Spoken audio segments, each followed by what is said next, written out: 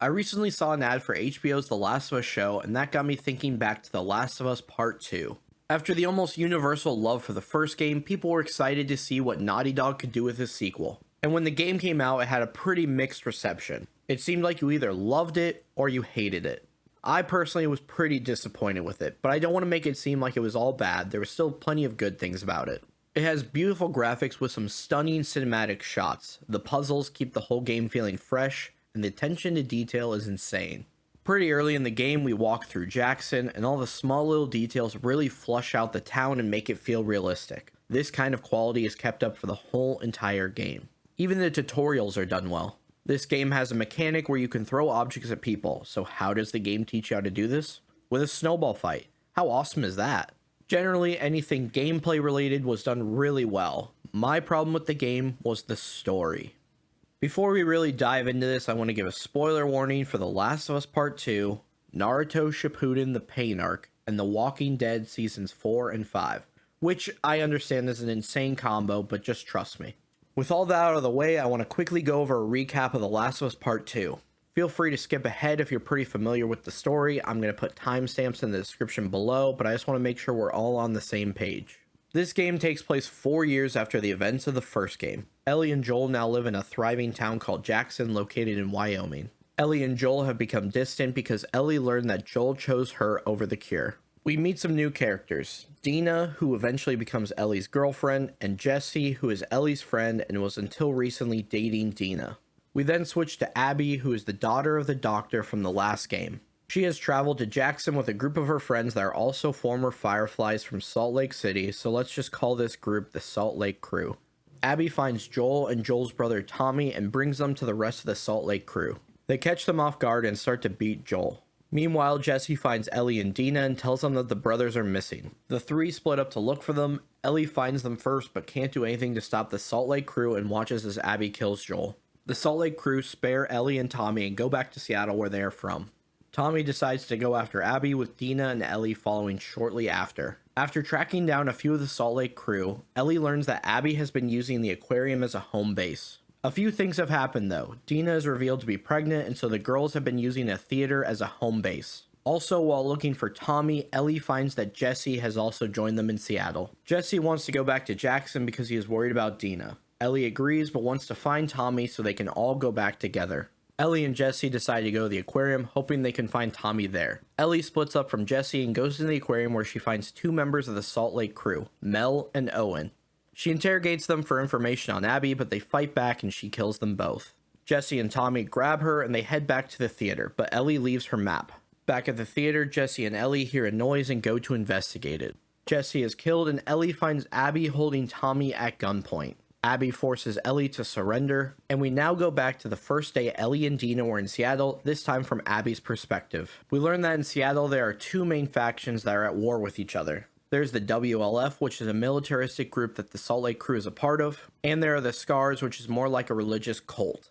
The leader of the WLF, Isaac, is planning to launch an all-out attack on the Scars Island and wants Abby to help lead the attack. Abby has learned that Owen has basically gone AWOL after refusing to kill an elderly Scar, and so she wants to go after him instead.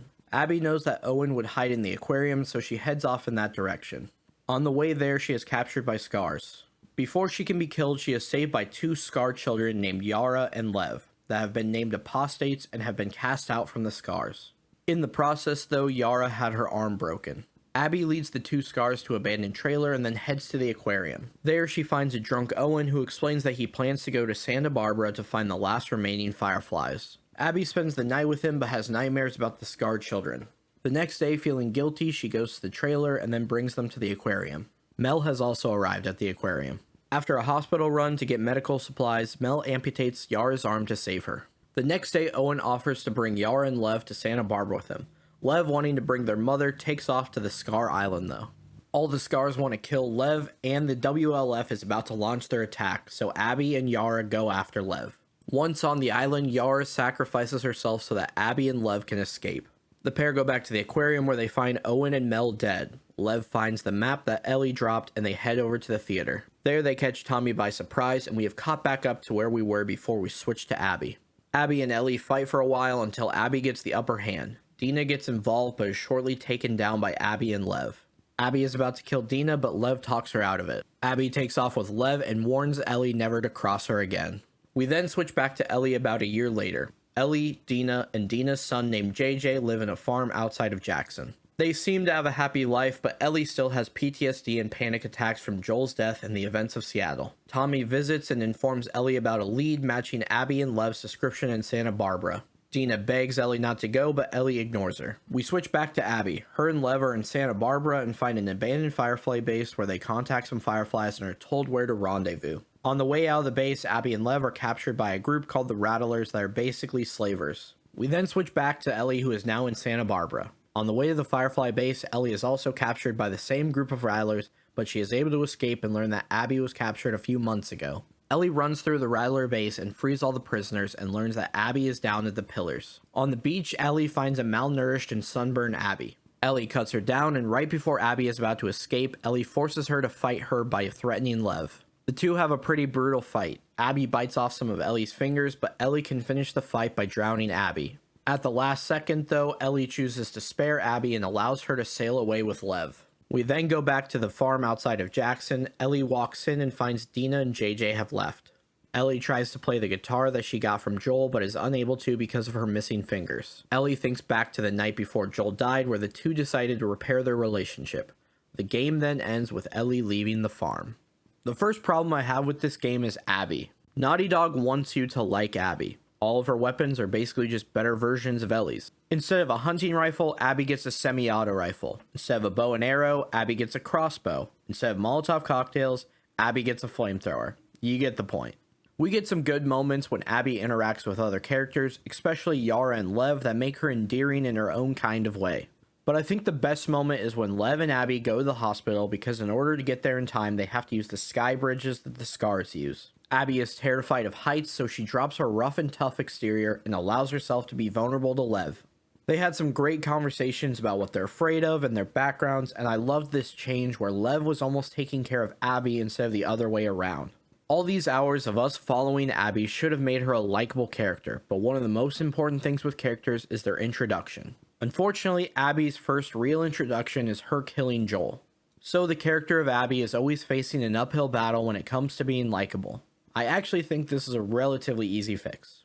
When we switch to Abby for the first time at the beginning of the game, we could instead go to the first flashback we get of Abby. This flashback starts with Abby finding her dad and then the two of them along with Owen saving a zebra. Abby's dad is called back to the hospital because this flashback takes place during the finale of the first game. Abby's dad is in favor of making the cure but is conflicted, and Abby has to reassure him he is doing the right thing. We then see the aftermath of Joel's actions from Abby's perspective. I think this would be a much better first impression of Abby because we would see that her dad was a good guy and had a great relationship with her, so we would understand why Abby hates Joel so much. And while I don't think this would magically make people like her because she would still kill Joel, the character that we followed in the first game, I think this would at least give her character a chance to be liked. The next problem is not such an easy fix. As soon as Abby killed Joel and Ellie decided to go after her, we were set on a course that could go in two opposite directions. Ellie could either get revenge or she could forgive her. Before we talk about the direction Naughty Dog chose to go, let's look at what makes a good revenge story and a good forgiveness story by looking at The Walking Dead and Naruto. If anyone hasn't seen The Walking Dead, it takes place in Georgia after a zombie outbreak. Our main character is Rick, but by season 4 we have a variety of other members in Rick's group. After some events, Rick's group is split up, and the second half of season 4 follows the members of Rick's group as they all head to a settlement called Terminus. Because there are signs all over the place for Terminus, the individual members of Rick's group hope the others will also head there and they can reunite. The season 4 finale follows Rick, his son Carl, Michonne, and Daryl. They finally make their way to Terminus, but before they go into the settlement, they bury a duffel bag of weapons outside of Terminus. They go to the settlement and everything seems fine. They're even offered some food. But Rick notices the people of Terminus have some items that belong to the other members of his group. Rick tries to take a hostage, but this kind of just devolves into Rick and the others running away. Eventually, they run into a dead end and they are forced into train cars where they find the rest of their group, which ends season 4. We learn that the people of Terminus are actually cannibals, and they advertise Terminus so stragglers go to the settlement where they are captured and are eventually eaten. Season 5 picks up with Rick and some of the others about to be killed. As they're preparing for their execution, Gareth, the leader of Terminus, asks Rick what was in the bag he hid in the woods. Rick lists a bunch of weapons and then says, A machete with a red handle. That's what I'm gonna use to kill you. Before Rick and the others can be executed, another member of the group, Carol, creates a big distraction, which allows Rick and the whole group to escape Terminus. Once they are safe, they find shelter in a church and go on a supply run. On the supply run, one of the group, Bob, is bitten and then later captured by the remaining people from Terminus. They eat Bob's leg, but once Bob reveals he was bitten, they drop him off at the church. Rick and the others now know that the Terminus people are still hunting them, so they decide to go after them, leaving a few adults, Bob, and the children at the church. The Terminus people storm into the church and are about to knock down the door that leads to the back of the church where Rick's group is located. But a few of the Terminus people are shot and the rest of Rick's group that was supposed to be away appear. They hold the Terminus people at gunpoint and force them to surrender. Gareth tries to plead with Rick to let them go, and he says there has to be a reason why they didn't just shoot them all right away. Rick then says this: "We didn't want to waste the bullets. Besides, I already made you a promise."